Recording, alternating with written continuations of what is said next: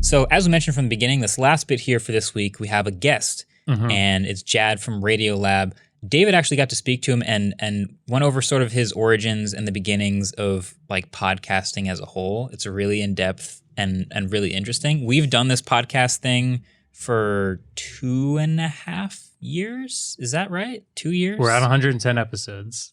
Is that including audio and video? Yes. Or just audio? Audio and video, yeah. So we have a little audio only. Yeah, audio only. So we have a good amount. That seems like a long time, actually. But this is a man who's been in the thick of it for way longer than we have. Far longer. Take it away, David. All right. Well, I guess, do you want to just start off with your name and what you've done for your whole life and what you're into? And Yeah, my name's Jad Abumrad. I created a show called Radiolab and a couple of related podcasts and radio shows, and that has been the last 2 decades. But I recently announced I'm moving on from that, and it's funny. I think when I announced, you reached out to me, right? Or did I reach out to you? I tweeted that you had an incredibly long and great career. Yes, and then you reached out to me, and I saw your byline, and I was like, can I? Yeah, you can carry. Okay, I was like, oh shit, you work out here at MKBHD. I don't even know what you call the actual umbrella thing. Yeah, that's basically what we call it. Okay, yeah. But I've been a massive consumer of your tech videos, and I have seen this space maybe 55 times in those videos. So when you reached out, I was like, oh my God, can I come over and see the space? So this is basically me forcing my way in. Well, when you DM'd me back and followed me, I had the same reaction. So we'll just call it mutual positivity. Cool. So you've been like building podcasts for 20 plus years. Yeah. Since before they were podcasts. Or as most people, as I like to call podcasts, radio. Right, exactly. It's amazing to me, like people who are in podcasting now are just like, they feel like they're inventing something. And they are. I mean, everybody's inventing themselves every day. But like when I first started Radiolab, which was first a radio show, and I was airing early documentaries from like the golden age of radio. And so I was listening to a lot of that stuff. And when you start to listen to like Orson Welles in 1930, you realize nothing that we are doing is original. Right. It's all been done. Yeah. And I find that quite liberating. But I'm curious about that, though. When you say, do you mean that everything you've made has been a mixture of other things that you listen to? Yeah. I mean, yeah. Isn't everybody that? Derivative. Yeah. I mean, it's funny. We all get credited for doing things that we might not. I don't know that we deserve all the credit we get. Mm-hmm. I say we, meaning all people who make stuff. Yeah. But specifically, Radiolab gets credited as like doing something new to podcasting, and maybe we did, but it was just generational. Like that stuff existed before us, like way before us. Right. And so yeah, I don't feel like I invented anything. I feel like I just recombined stuff in a new way, but not even in a new way. But isn't that what inventing is in a way? Yeah. Everything else is built of everything else before it. Yeah, totally. Yeah. But we forget. Yeah. Right? We forget. Right. Seriously, you should listen to like The Shadow, radio dramas from the 1930s. Somewhere perhaps there is a problem that can never be solved except by the shadow. Not only are they amazing and like terrifying, like in a horror movie kind of way, they're really scary. Mm-hmm. You just realize like, oh, we're just like riding the coattails of like, I mean, radio was invented in 1920. By 1938, they'd done everything. They literally they'd done everything. Yeah. And so we're just kind of mixing the same stew. Yeah. Is what I feel like. Yeah. But in a different conglomerate way. You know? Yeah, with new digital. I mean, I think that audio. with podcasts in particular, because like you said, Radiolab was like a thing before podcasting was really a thing, right? Yeah. So what was that transition into, I mean, I know you still call it radio versus podcasts, but like, what was that transition like from airing on the radio and like hoping people would hear it, transitioning into people actively deciding to download podcasts and just become fans of a show they could listen to at any time? Yeah, well, that transition that you just articulated from like serendipitously just being in the car and it happens to be on, to like people subscribing and actively consuming it. That made all the difference for us. Like Radiolab never really made sense on the radio, because it's so highly produced. There's so many layers. It's so musical and it's fast, right? It moves very quickly. When you're driving and you're trying to like figure out whether you should take a left turn or a right turn, or like when you're in your kitchen doing the dishes and the kids are screaming, it can be a hard show to listen to because you're having to divide your brain in a way that is difficult with a show like Radiolab. It's not a divided brain kind of experience. And so it was, I don't want to say languishing on the radio, but it had like a small band of followers, but very, very kind of way off in the margins. And then podcasting came along, 2006, like OG podcasting, right? Yeah. When you still had to sync your iPod to the computer. Yeah, exactly. People forget that podcasting is kind of old, right? Actually. Yeah. And when that came along and you could suddenly stop and start and you were telling the story and you were deep in someone's ear canal, right? Suddenly the show made sense. Like, oh, we were making for this medium. We didn't realize it, but we were making for the medium that just appeared. And then we got lucky. We made a thing, and then Ira Glass at This American Life promoted it, and then suddenly, like, our audience went like from like here to boink all the way up here, and then suddenly the rest was history. I don't know. It was weird. I mean, we were there right at the beginning when podcasting became like that first wave of big shows. Yeah. We just, I don't know. It's weird. Like, we're a product of the historical window that we were in, which was between public radio. I mean, not even public radio. Like, all that existed was This American Life and a few other shows, and then news, right? Yeah. So we were coming out of that like space, and then suddenly podcasting happened, and we got grandfathered in a way, and then suddenly we were a massive podcast. But it's funny. It's funny to look back on like how much luck played into it.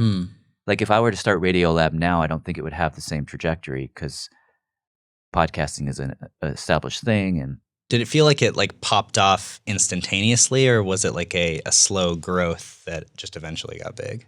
It was slow. Yeah. It's like inverse power law, right? Yeah. we were in the long pre-tail for a long time, and then finally, I'd say around 2008 or 9, somewhere in that zone. I have a theory, and I would like to see if you agree with it. Oh, please. Yeah. The mobile internet and the ability to sort of download anything at any time wirelessly, I think sort of allowed people to just listen to whatever they wanted at any time. Yeah. And it's funny because you mentioned earlier, like, podcasting is actually kind of old. Yeah. But the ability, but podcasts in general have only really seen mass popularity in the last like decade or even less. And to me, it feels like it's mostly just people having the ability to listen to whatever they want, without having to, plug their iPod into a computer and sync something, and just like reducing layers of friction and complexity in that system.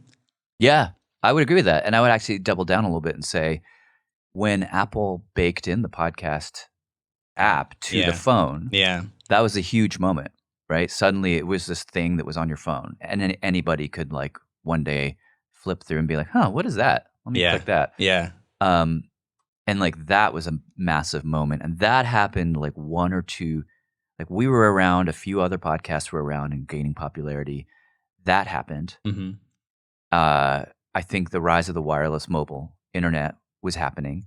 And then serial happened. Yeah. Right? And so all of those things kind of came together at once. And then suddenly it became like a meme at that point. Like it became spoofed on Saturday Night Live, and like people were writing articles about it. And it became like an idea that was talked about in the culture. As if it appeared out of thin air. The boy maintained the toy had been brought by magic, by a mysterious man named Chris. But I had to ask myself, could Chris really have done this? And if so, how?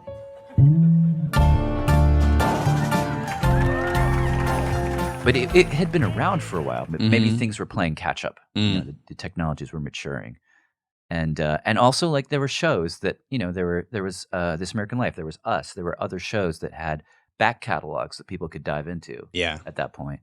So we just happen. It's funny to just be standing in the middle of the street when all the cars show up. Yeah.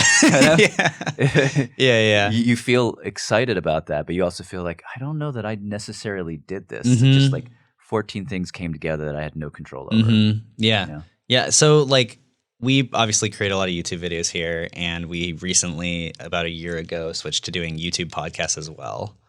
And I remember when I used to like watch YouTube live shows all the time, but they weren't really podcasts, and then there were podcasts that weren't really live shows. Yeah. And I feel like that's a sort of recent convergence. And I know that even Radiolab they made a YouTube channel and started putting stuff on there. How is that? How do you see like the future of video and storytelling in a podcast format? Because it's kind of weird, right? Because like video and audio are very different mediums. And we did episodes back when we were only an audio show that I felt like it was a lot easier to sort of create that world in your head and tell the story with sound effects and all these things. Suddenly, if we're sitting here with cameras, Which we are, it's a little different. You can't really force someone into that world as much because they're also in the real world sitting here with us. Yeah. It is a weird experience to have. I mean, these three very beautiful looking cameras you have pointed at us. And each of them has their little monitors showing different images of us. Yeah. That's a totally different experience than like making a podcast in an airless booth. Yeah. And then putting it out and knowing that you're just going to be into people's minds and not into their eyeballs. Right. But that said, you know, I mean, I feel like if the conversation is good, it does. I mean, you just kind of want to be where people are at, right? And having a conversation. I mean, would we do an episode of Radiolab the way we're doing this now? No, you know. But when you're talking to somebody, what do I do when Terry Gross is talking to somebody? I'm like, oh, that's fascinating. I go and look at I look them up on the internet, and then within 10 seconds, I know what they look like. Right. You know what I mean? Yeah. So it isn't that much of a stretch. What are we actually talking about? We're talking about having a conversation. Yeah. And we're talking about telling a story. There's some there's age-old things that we just wrap new words around, but so I don't know. I guess it was more like the convergence of the audio and video mediums in that storytelling format. Do you see that as being like, because we have movies, right? And we have YouTube videos, and they're sort of the same thing, but it's different from like a podcast where you create an entire world in someone's head and bring them through sound effects. And do you think that there is a place for a merging of those two things where you're able to like use the sound effects and create those universes? Oh, like a merging of like a podcast on YouTube, but that's using sound in the way Radiolab does. Yeah, I guess. Yeah. I mean, maybe. I mean, it really depends on what you're doing to people's eyes, right? If it's a literal representation of two people talking, then it would be strange to watch us and then suddenly hear sound effects commingling with us. That's a weird thing. There are all kinds of like essayists on. I mean, you do essays. There are all kinds of essayists on YouTube who are creating narrative experiences which feel like podcasts. Yeah. Right. Yeah. And which are using sound in artful ways. But those are more like movies, right? So it's like, I don't know. There's so much. It's weird, right? Yeah. We sort of define things in categories, but no, the categories don't make sense as much anymore. Yeah, I don't know. There's I feel like there's the thing that happens in the first 10 seconds of anything, which is if it's a podcast, if it's a video where you establish the rules for the experience, and whatever you do in those 10 seconds can permit anything. I feel like whether it's crazy sounds or completely naturalistic two people sitting in a room talking. Yeah, you know? Yeah. So you grew up doing music engineering, right? And you moved into podcasting from that? Yeah, music engineering would be composition. I was writing music. Yeah. Okay. I mean, one of my favorite things. So I went to music school before I fell through the side door into podcasting. And I went to like one of those music schools that taught you music in a way that's completely useless, but fascinating. I mean, I learned like about musique concrète and all these things that no one cares about anymore. But I remember coming out of music school, and I'd taken a whole course on Stockhausen and the way that he used sounds from the real world as music. And the first few Radiolabs that I made, I was like, what would Stockhausen do? Like, how would he tell this story? So you hear a lot of strange noises and sounds, and it was really just like me trying to be a composer, but in a different way. And then as I learned the journalism and I learned how to tell a story and how to interview and all those like more journalistic things, the music just became a way to like augment all that. You know, at first it was very much like, I want to be a composer, and then I realized, oh no, I'm actually what I think I am is a journalist who speaks music. You know? And when you say speak, can you expand on that a little bit? It's like creating the musical version of a conversation or a story. Yeah. In a way. Yeah. Like the language that I speak into the story is a musical language. But what I'm trying to do is basic journalism on the front end of it. Does that make sense? Yeah. And you said that, you know, now that you're retired, you're going to be doing more music stuff. What kind of music stuff is that going to be? What does that look like? I don't know if I'm retired is a funny word. Yeah. I'm like, not that old. Yeah. But, you know, just it was time for a new chapter. And I have a couple of music commissions I'm working through. I have like a ton of music I'm writing that probably no one will ever hear, but that I'm really enjoying.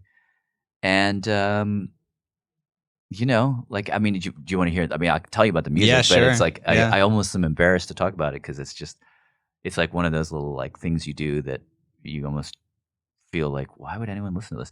But I'm writing a ton of music that's meant to be listened to when you're asleep. Oh. So I'm doing these like hour-long pieces that are timed to REM cycles that use some of the brainwave frequencies that people have when they sleep as musical content. I'm sort of creating like nocturnes around that, basically. So quite literally, no one will ever listen to it when they're conscious. And so, you know, I'm doing that, which is just like a fun project. And does that like help people sleep, or is it sort of just based around the ideas of REM It's cycles? more based around the ideas. Okay. I'm not sure if it'll help people sleep or not. And then I'm developing a few like long-term projects that might be podcasts. I'm not sure. Helping a friend with a documentary. So I'm just kind of like playing around right now. Yeah. Very much in the same spirit as why I'm here. Like I was just kind of reaching out to people I really respect and admire and seeing how they work. Yeah. So I feel like I'm in a learning mode. Right Yeah. now. Yeah. No, that's awesome. Yeah. That's awesome. Does it feel weird to like have been doing something every week for 20 years and then flip into a new mode like that? It feels strange. It feels like riding a bike a little bit. But it's feeling less and less strange. And it's just so cool to see the breadth of people making cool things right now. That sounds like such a like trite old man thing to say. No, but it's I mean, it really is amazing. Like to be here, for example, and to see how you guys make videos and content. The thing about the weekly deadline is that you get locked into not just that work, but that life, right? In that you're spending all your waking hours making the next podcast. And then you're also listening to like 2 or 3 podcasts ahead and editing those. Oh, yeah. And so the entire project closes in around you. And you're not able to like watch TV anymore or read books or do any of the things that you know you need to do to feed your creative energy. Yeah. I probably lived like 10 years in that space where it's just like you feel like an 18-wheeler is chasing you down the street. Yeah. Every minute of the day. And so it's been really nice to break out of that. I mean, even though I love the work and I love the people I was doing it with, I love them so much. They're so incredible. It feels nice to break out of that rhythm and to just, you know, like sit down and read something. Yeah. And not feel like it has to be like goal driven. Yeah, right. Yeah. You know? Just entertainment. Read it because I want to. Yeah. And I'm still getting comfortable with that. Like, Yeah. it's a thing. You have to train yourself to actually think that that's okay again. Mm-hmm. So I'm in that process. How long did it take you to like build a general episode from like start to finish? Because you said you were like working on multiple things multiple episodes at the same time. Yeah. 2 to 3. I mean, it depends. There's some that are fast, and fast is probably never faster than 4 months. Yeah. And there's some that take 2 years, of just like slow incremental work. Mm-hmm. So you're not working on it all the time. Yeah. You've got like 12 things happening. Right. But that's reassuring because when we do long form episodes, sometimes they take like 3 or 4 months. And that's fast for me. Yeah. Yeah. That's super fast. I mean, just finding the story can sometimes take that long. Mm-hmm. Yeah. I mean, like I think of one episode we did, which was sort of a profile of this guy who hunts big game. He like deliberately hunts. Oh yeah. Yeah, this is called the Rhino Hunter. Yeah. And like he hunts endangered species, and he would argue he's doing it to help them, and so it's a really weird, ethical, complicated thing. Just getting that guy's trust and allowing, getting him to allow us to trail him. Right. That took years. Really? Yeah. So you expressed to me when you got here that you're like weirdly into technology, right? Deep. What is your favorite category of technology? My favorite category would be Andrew Wang, okay? So you know Andrew. Right? Yeah. It's Andrew Huang, and today I am using my face to control a synthesizer setup. So like watching someone like that, some crazy talented dude, make music with a balloon, or talk about his particular modular synthesis patch that he made that makes a cool bubbly sound, or listen to various people give tutorials in Ableton, right? So it's a lot of like music related software tutorials, a lot of gear stuff. And then I watch you guys all the time. Like, and that has been my gateway into like video, like that whole category of YouTube where people talk about lenses and cameras. Yeah. I don't know shit about any of that, but I watch it all. Yeah. I don't know. There's something about it. I'm just like, it's like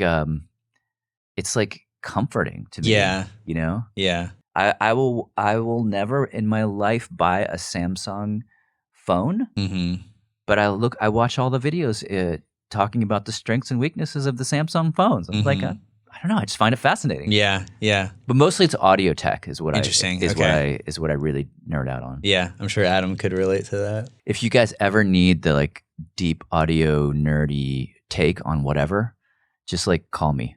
Okay. Cause I done and done. All right. Perfect. Yeah. I love that stuff. I watch way too much of it. Yeah. Is But, there, you know. Yeah. I feel like we have the same YouTube algorithm. Probably. Probably. Yeah, you probably have the same suggestions. I go really deep though. I mean, I just like, how do you use FM synthesis to make a bass drum and that kind of stuff? Like I'll watch stuff like that for days. Just like how to program stuff in various like phase plant and those kind of synths. I feel like I'm listening. I have no idea what I'm hearing right now. It's there's so much. There's such a wealth of stuff out there. Yeah. Of people who do that. That's what's amazing to me. I was like, man, these people can make a living on YouTube. Yeah. Or maybe not a living, but something. I mean, probably. You know, it's like it's kind of insane. Like I dropped out of college and ended up doing a job that it is not even really related to what I went to college for. You know, and I learned most of the skills on YouTube. It's just wild. Yeah, and I feel like a lot of the world is kind of moving towards that. You know, where they can just learn anything, like audio engineering or like any of that stuff. Like you're even still watching stuff, and I want to learn to play the bass. And I was just doing a search the other day, and I was like, oh dang, that could like I don't have to go get a teacher. It's all right. Yeah, I know. Yeah, you know, you could buy a book, but you could just watch YouTube videos. You could just watch it for like 24 hours, at least. You know, play something. Yeah. Do you have a prediction for like the future of what the next media category is? Like the next big media category. Like we have podcasts and video and movies. Do you think there's going to be like a whole new way that we experience things? Well, this is I'm not going to blow anyone's mind by saying this, but like I think my prediction, or this is more my hope, is like I think VR is amazing, but kind of stupid and like plays to the worst of humanity. But I do think AR is fascinating, you know, and I do feel like I hope podcasting discovers AR because it's such a natural marriage. What does that look like? Like listening to a podcast while you have an augmented experience in front of you? I mean, there's so many ways in which, like we say, stories are these vehicles for empathy, right? There's so many ways in which all that you want in a story is to force someone to walk in someone else's shoes, right? And it's amazing to think that you can create not just stories and narratives, but actually environments and spaces that people can walk in. Or you could, you know, tell a story about history. Like, I don't know, have you ever walked down Wall Street in Manhattan, and all of these like tie-wearing bros are walking around, but you're thinking, man, like Alexander Hamilton walked down the street, and then you take a right on whatever street it is, and there's a corner off of Wall Street where there's like a big chunk that's been taken out of the concrete. And if you just do a little search, you realize that in 1920 something there was a bombing by anarchists, and they just like blew up the building. And there's a big chunk missing from the building, but no one knows. Like, it would be interesting to tell stories about these places and to see those ghosts of the past walk with us, you know, and to see the people who did those things, who walked these streets, suddenly appear before us, but not appear in a VR sense where you're removed from your reality, but they appear and stand next to you in your world, right? Yeah. That's super interesting to me. Yeah. I've always thought that that's probably where VR AR is going to go, because like forcing someone to put a headset on, like every level of friction that you have when getting into an environment, the less likely someone is to use that method or environment. Yeah, I mean, it doesn't feel long before Warby Parker just has AR implants in all their glasses. Yeah. You know, that just feels like 3, 10, 5 years away. Yeah. Yeah. So my big prediction would be that storytelling will find its way into that universe very quickly. And I mean, like, just like workaday storytellers will start to, I mean, the big companies are already doing big exhibits and experiments, but like you and I will be doing stories for that. Yeah. I hope. Yeah. Well, you said like when you're just walking down the street and you see a chunk and you look it up, is that like how you find stories? Like, how do you usually go about finding the best stories? What is your method for that? You read a lot, and I mean, my best method probably is I get overwhelmed with like reading stuff online, and I lose my bearings as to what's interesting. But I have a lot of people that over the years, I have breakfast with them, you know, and people that you really like the way they think, and you're just interested to know what they're reading. So I would have this habit of just like every week having 2 or 3 breakfasts with various people I know, and just kind of ask them what they're paying attention to. And most of my ideas start with those breakfasts, you know, like, oh, that so-and-so has just read a galley of X and Y book and thinks this is interesting. Let me call them and call that person, and then just follow the leads a little bit and see where that goes. That's kind of the path I take. Someone like Latif, who works with me at Radiolab and who sort of is the successor host, one of the 2 successor hosts, he will just like, he gets so many of his ideas, like they begin as tiny Twitter threads, and then he'll follow them. So he uses social media in that way, but I find I just get spun around by all that stuff. I need to talk to somebody. Yeah. So just having conversations with people. Yeah. All right. Thanks for watching this clip. I just want to finish this off real quick by showing you the new MKBHD water bottle. There's actually 2. There's a light mode one. There's a dark mode one too. There's a dark mode one. I'm not usually a light mode. Say it. I'm not usually. Say it out loud. I picked light mode over dark mode this time. Someone clip that. Just this time. Not every time, but just this time. I want that out of context. It's so bad. Look, if you go to the site, you can see it's metal, double insulated, got a nice handle. 18 ounce, right? 18 ounces. I mean, not to sound too much like an ad here, but I don't like wide mouth water bottles. We picked a double insulated, really well crafted, nice cap and handle. Yeah. We spent a lot of time on these. It water could be bottles. wide mouth if you want, and you just take it off. Also, but- we made it clean so you can put stickers on it. Like, we want to be able to put stickers on it, unlike someone else we know that just took the whole thing up and was like, you don't get any creativity. So you can put Linus stickers on here if you want. It could Exactly. be both. Exactly. Shouldn't. That's a I'm just kidding, design you should. feature. Either way, Feature for sure. I'm keeping a close eye on which one people pick more, I think light dark mode or mode's dark winning mode. right now. Dark mode is currently winning, but we'll see. We'll see. We will see. They're really great. MKBHD.com. Anyway, see y'all over there. Adam, edit water dripping into my mouth.